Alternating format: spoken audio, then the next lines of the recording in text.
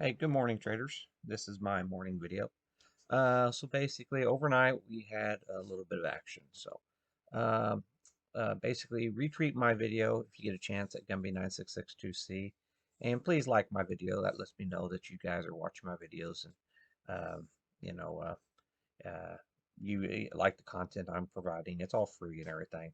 So it does take a lot of time here, so I appreciate the feedback. And if you can make some comments below, if you guys see something I'm not seeing, I really appreciate it.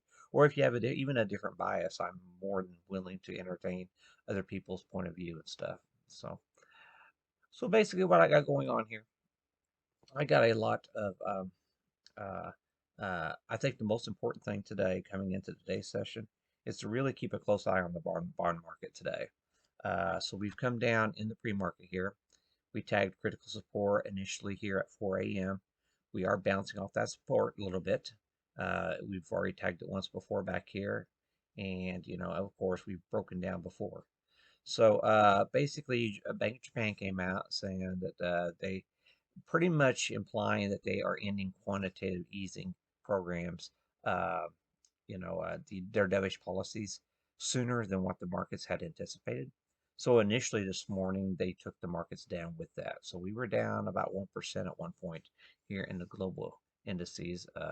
We have rebounded a little bit here in the broader markets. Got most of it back. So we have to really keep a very close eye on the bond markets to see if we get some follow through in the cash session today. And see if that's going to cause additional turmoil in the indices today. So that's really important today. I wouldn't want to be going into the cash session on the dead lows uh, of the session in the ZNs or ZBs. Okay, and why these things are so important. So basically, recessions, you're really not in a recession when the yield curves are inverted. What really leads to a recession is whenever the short end of the curve stabilizes, and then the long end of the curve actually starts ticking up in uh, yields. Okay, and that drives down the bond prices. So it's invert. These are the bonds here right here, so they would be going down. So what we be on the lookout for with this announcement out of Japan today is if there would be some reverberation in the global equities across the globe, in Germany, England, France, all these countries, to see if their long end of the curve is starting to uh, unwind and the bonds, and all of a sudden we're going to start seeing an era where the long end of the curve, the investors are going to demand higher yields on taking that risk with Japan coming off. Because that's one of the reasons the markets have been so robust. We've had this massive quantitative easing out of Japan, which has helped stabilize the global markets. Okay, and having that news come out today, that adds another wrench in the bearish camp. Okay, so you have to be mindful of what's going on here. The debt markets will tend to lead the equity markets. Okay, and so we've definitely got to keep that on watch here. So on a daily time frame here, we have our MACDs all turning bearish a little bit here on our bonds anyway. So we got to definitely keep this on watch, what's going on here. And if I go out here on a bigger time frame, so you know, towards the end of the next year, that's where my pivot point is. But my main takeaway here, this thing just keeps slipping here on these bonds. We're still in a solid bear market on these bonds, and it looks like we're rejecting these higher yields. So it's really hard for the bonds to push higher when you're in a rate hike situation, because you got the Fed constantly putting support under these bond yields. Okay, so that is a natural tendency to drive down the bond prices. So whenever you hear a major government like Japan, all of a sudden, what has been perceived as the carry trade for the global economy, all of a sudden we get an announcement that that carry trade is more likely to end sooner than what was otherwise anticipated. because a lot of the markets were anticipating that the carry trade was not going to change at all until April or so, whenever they have a political change in Japan.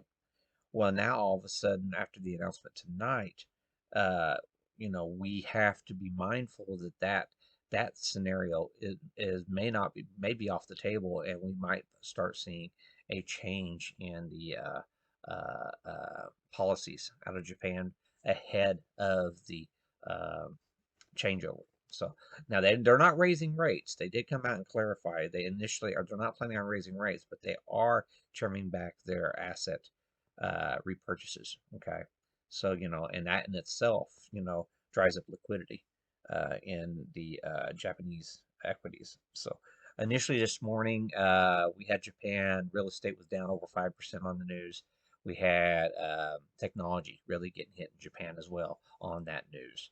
So likely we are going to have a weak session in technology today, just under knowing what just happened with the Japan news. Okay.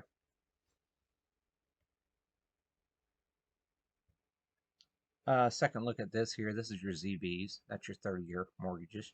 We're at critical support down here on our ZBs. And I want to point out here, look how we're trading right here on a weekly time frame. In a little precarious situation here on our ZBs. So be mindful of what's going on here. This is early in this morning. So we were actually triggering a breakdown scenario in our 10-year bonds after that news came out for Japan.